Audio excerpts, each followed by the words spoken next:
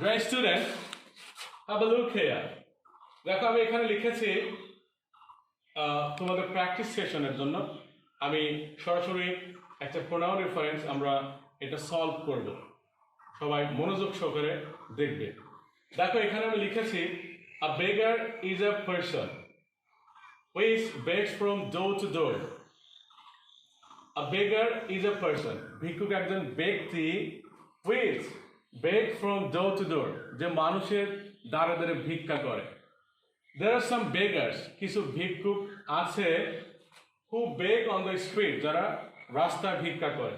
He is called street beggars. তাদেরকে বলা হয় street beggars. It's not a profession, এটা পেশা নয়। It's a social problem, এটা সামাজিক সমস্যা। There are ignorable persons in the society, তারা সমাজে অবহেলিত। Though they earn money by begging, যদিও তারা ভিক্ষা করে অর্থ উপার্জন করে, they do not contribute, তারা অবদান রাখে না to eat। এখানে ফার্স্ট টাইম যখন তুমি প্রশ্নে এই প্রোনাউন রেফারেন্সে যখন তুমি পড়বে, তোমার দেখে মনে হবে যে না এটা তো ঠিকই আছে, কোনো মিস্টেক তো নেই, অথবা একটা দুইটা মিস্টেক এরকম হয়তো মনে হবে যে না এখানে একটা বা দুইটা মিস্টেক আছে। কিন্তু মনে রাখবে এখানে যে সাবজেক্টগুলো রয়েছে এখানে তোমার বেসিক্যালি 4টা 5টা বা 6টা মিস্টেক থাকবে, যেটা ডিরেক্ট মিস্টেক থাকতে পারে অথবা কনফিউজিং মিস্টেক থাকতে পারে, এটা অবশ্যই মনে রাখবে।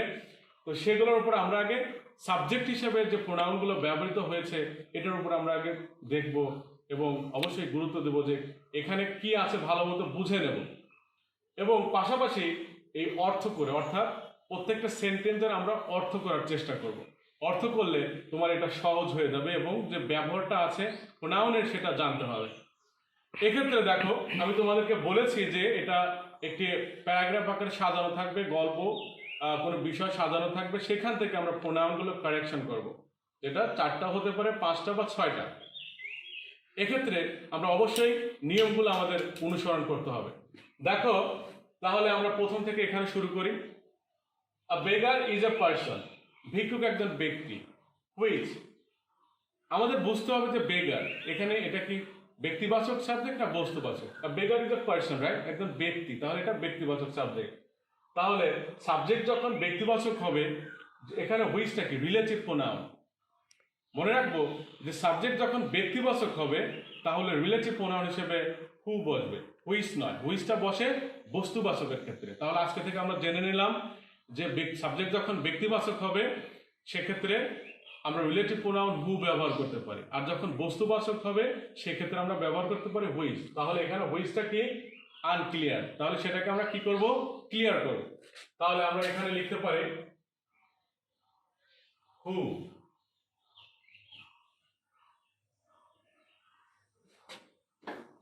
আমরা এখানে তাহলে কি লিখতে পারি, হু।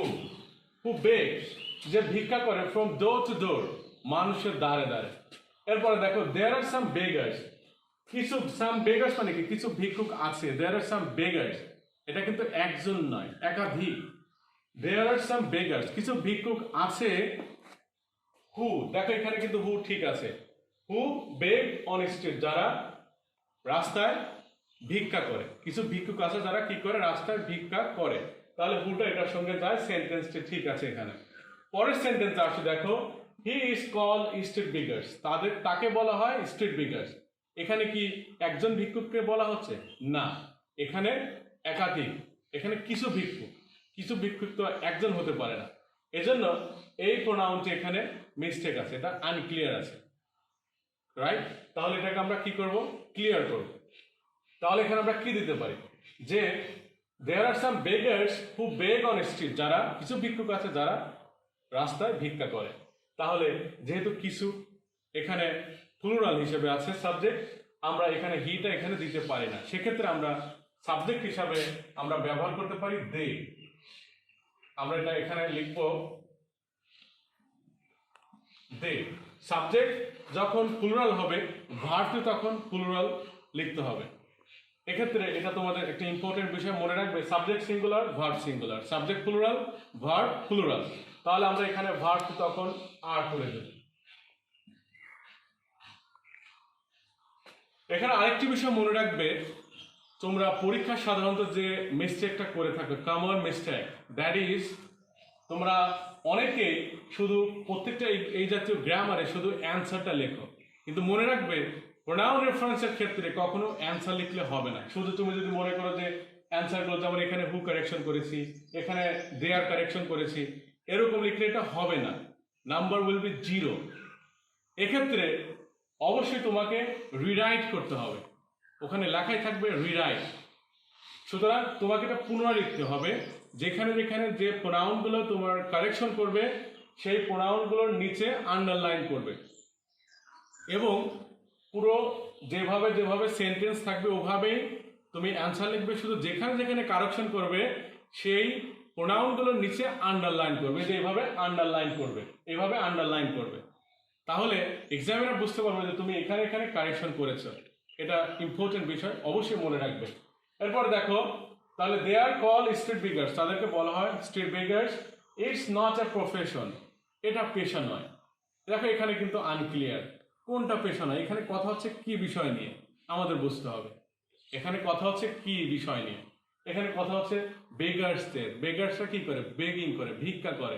তাহলে আমরা এখানে যেহেতু সাবজেক্টটা চেঞ্জ করব, তাহলে মনে রাখবে যে সাবজেক্ট করার ক্ষেত্রে যখন কোনো সেন্টেন্সের সাবজেক্ট লিখতে হবে সেটা অবশ্যই নাউন হতে হবে। তাহলে আমরা এখানে নাউন হিসেবে কি ব্যবহার করতে পারি? আমরা ইটটা তাহলে ইনকারেক্ট।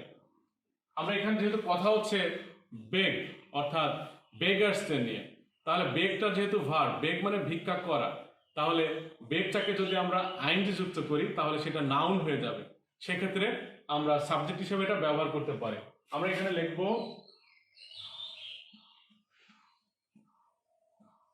বেগিং। আমরা এখানে কি লিখব? Begging. Begging is not a profession. দেখো এখানে লিখেছে begging is not a profession. Begging is not a profession, ভিক্ষা পেশা নয়। ইটস আ সোশ্যাল প্রবলেম, এটা একটা সামাজিক সমস্যা। এটা একটা কি? সামাজিক সমস্যা। তাহলে পরের সেন্টেন্সে এটা ঠিক আছে, সাবজেক্ট চেঞ্জ ঠিক আছে, যেখানে ইটস আ সোশ্যাল প্রবলেম, এটা একটা সামাজিক সমস্যা। অর্থাৎ প্রথম সেন্টেন্স এবং দ্বিতীয় সেন্টেন্স এটা সাবজেক্ট চেঞ্জ, সাবজেক্টের ধারাবাহিকতা রয়েছে। পরের সেন্টেন্স আছে দেখো, দে আর ইগনোরেবল পারসন, তারা অবহেলিত ব্যক্তি। তারা কি? অবহেলিত। ইন দ্য সোসাইটি, কোথায়? সমাজে। তাহলে এখানে দে আর, এখানে দেটা কিন্তু আনক্লিয়ার। এখানে কাদেরকে বলা হচ্ছে? কারা অবহেলিত? এখানে কথা হচ্ছে কাদেরকে নিয়ে? বেগার্স। তাহলে আমরা দিতে পারি দ্য বেগার্স। সুতরাং এই যেটা আনক্লিয়ার এটাকে আমাদের ক্লিয়ার করতে হবে। The beggars are ignorable person in the society, ভিক্ষুকেরা সমাজে অবহেলিত। এরপরে দেখো লিখেছি দো, দো মানে কি? যদিও। দো দে আর্ন মানি, তারা অর্থ উপার্জন করে, বাই বেগিং, ভিক্ষা করে, দে ডু নট কন্ট্রিবিউট, তারা অবদান রাখে না, টু ইট, কোথায়? এখানে, অর্থাৎ ইহাতে বা এটিতে।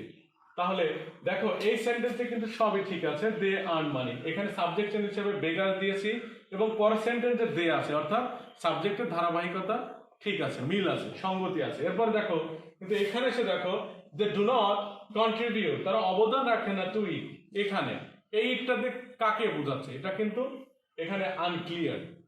তাহলে আমাদের কি করতে হবে? ক্লিয়ার করতে হবে।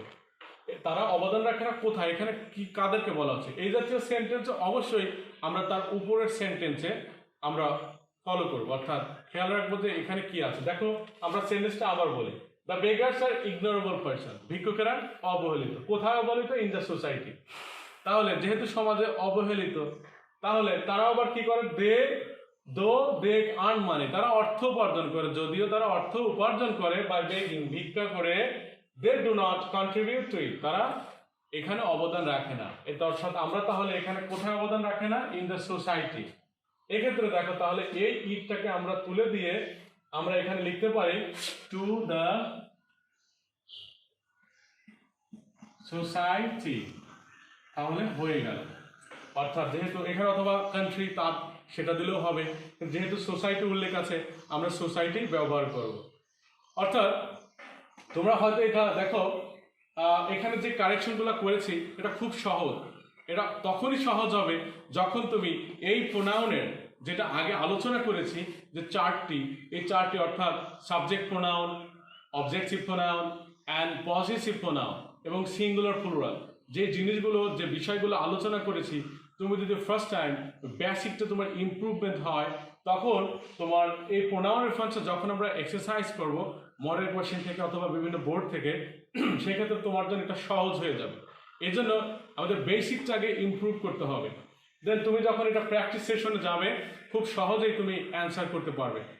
দেখো তাহলে আমরা এখানে প্রথম থেকে যে পরিবর্তনগুলো করেছি, টোটাল কয়টা হয়েছে এখানে আমাদের? দেখো 5টি হয়েছে আমাদের টোটাল।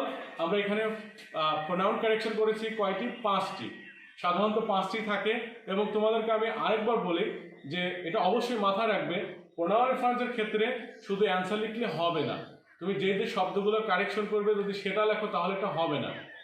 এজন্য তোমাকে অবশ্যই এটা যেভাবে সেন্টেন্স থাকবে, যেই প্রোনাউনগুলো তুমি পরিবর্তন করবে সেটা মার্ক করে নেবে এবং পরীক্ষার খাতায় অ্যান্সার স্ক্রিপ্টে ওই মার্কিংগুলো অর্থাৎ যে শব্দগুলো ফাইন্ড আউট করেছো ওই শব্দগুলো পরিবর্তন করে নিচে আন্ডারলাইন করে দেবে অ্যান্সার স্ক্রিপ্টে, এবং যেভাবে আছে সেভাবে পরিবর্তন করবে।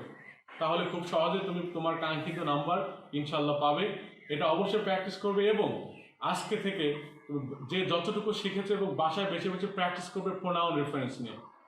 দেখবে যে যখন when you will practice some more, when you practice about pronoun reference, then one day you will have a good preparation and one day you will improve yourself. So because of your betterment, if you want to make good results, so definitely you have to follow the rules of pronoun reference.